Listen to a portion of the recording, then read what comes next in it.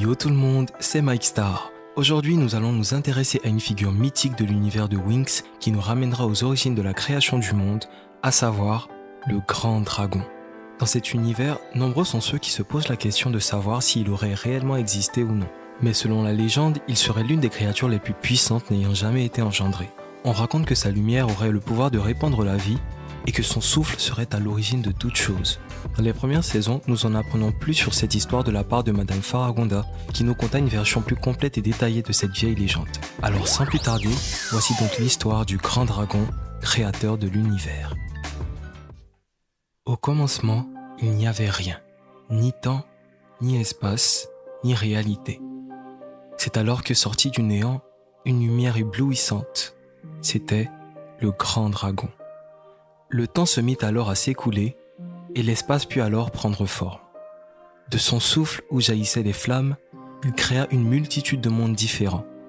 Puis, il répandit la vie, la lumière et la chaleur à travers tout l'univers. Et il vit que cela était bon. Au bout d'un certain temps, le dragon, épuisé par la création de son œuvre, décida de s'allonger et de se reposer. Pour ce faire, il choisit un lieu calme et paisible. Ce lieu porte aujourd'hui le nom de Domino. Le choix de ce lieu de repos s'avéra être une bénédiction pour cette planète, car il y régna à présent en permanence paix, joie, bonheur et prospérité. Ainsi, au fil des années, le feu du dragon fit partie intégrante de cette planète à l'atmosphère douce et chaleureuse, et ce pendant longtemps. À ce moment-là, les habitants de Domino étaient bien loin de se douter de ce qui pourrait les attendre. Ces jours heureux se déroulèrent bien avant le jour où les sinistres visages ne se manifestent et n'éteignent le feu du dragon une fois pour toutes, transformant alors le royaume paisible de Domino en un endroit glacial, sombre et inhospitalier où règne désormais froid, tristesse et désolation. Les habitants de Domino périrent lors de ce fléau et jusqu'aujourd'hui, le monde vécut cet événement comme un déchirement. Et depuis ce jour maudit, la dimension magique n'a plus jamais été la même. Vous l'aurez compris, le Grand Dragon s'inscrit ici comme étant une divinité suprême et plus précisément comme le dieu créateur dans l'univers de Winx Club. De plus, l'on constate que son design est très similaire au dragon que l'on retrouve dans le folklore chinois. J'ai donc fait quelques recherches à ce sujet, histoire de savoir si un dragon de la mythologie chinoise avait un quelconque lien avec la création du monde, ce qui m'a fait tomber sur l'histoire du géant Pangu.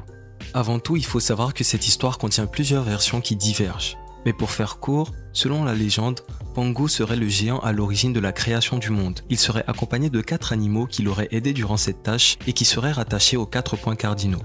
Ce sont le tigre blanc de l'ouest, le phénix du sud, le dragon azur de l'est et la tortue noire du nord. Dans d'autres versions, on y ajoute un 5e animal, le Kirin. Kilin? Kilin? Bon, je vais juste prononcer comme Sasuke. Donc, le Kilin a été rajouté plus tard et représenterait le centre avec comme couleur le jaune. Son apparence varie souvent selon la version, mais il est souvent décrit comme une créature ayant un corps de grand cerf, une tête de dragon, des sabots de cheval et une corne sur le front, d'où son nom de licorne chinoise. Pourtant, la plupart du temps, les sculptures le présentent avec un corps allongé similaire à celui des dragons et cette fois 2 cornes et parfois même des moustaches et des griffes à la place des sabots. De plus, on le représente souvent crachant du feu, ce qui fait déjà beaucoup plus penser au grand dragon. Alors, au vu de leur design assez similaire et de leur nature divine liée à la création du monde, ça ne me semble pas si bête de faire un lien entre le Grand Dragon et le Kilin qui aurait très bien pu servir d'inspiration dans les Winx au vu de son côté divin et de ses nombreuses apparitions dans la pop culture. Pour vous dire, on y voit même plusieurs inspirations dans des œuvres comme Naruto, Pokémon ou même My Little Pony. De plus, si je n'ai pas directement associé le Grand Dragon au Dragon Azur de l'Est, c'est parce que des symboles similaires ont déjà été abordés dans Winx avec la Tortue Noire, le Phénix et ce que je pense être le Dragon Azur. Du coup, le dernier choix me semblait être le Kilin. Cependant, quand on décide de ne pas pousser la réflexion trop loin, la réponse s'avère être juste sous notre nez. Car il semblerait que le Dragon de l'Est soit effectivement l'inspiration du Grand Dragon et que cette créature ait plutôt été inspirée du serpent associé à la Tortue du Nord, ce qui me paraît finalement beaucoup plus logique. Bref, on sait déjà que le Grand Dragon représente le dieu suprême dans la série. Mais il y a 2 grandes questions que l'on pourrait se poser, la première étant de savoir si les règles concernant le Grand Dragon s'appliquent également dans le monde des terriens.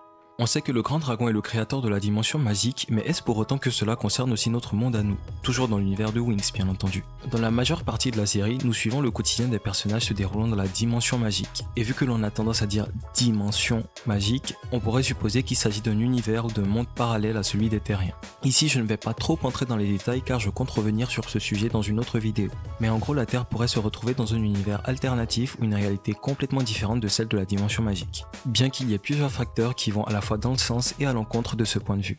Pour terminer, on remarque que certaines questions restent encore sans réelle réponse. On parle souvent du grand dragon en l'associant à des choses positives comme la lumière, la vie, etc. Mais une certaine leçon du professeur Whizgiz dans la saison 2 soulève encore une autre part de mystère. Dès qu'une énergie positive se forme, une énergie négative équivalente est automatiquement créée.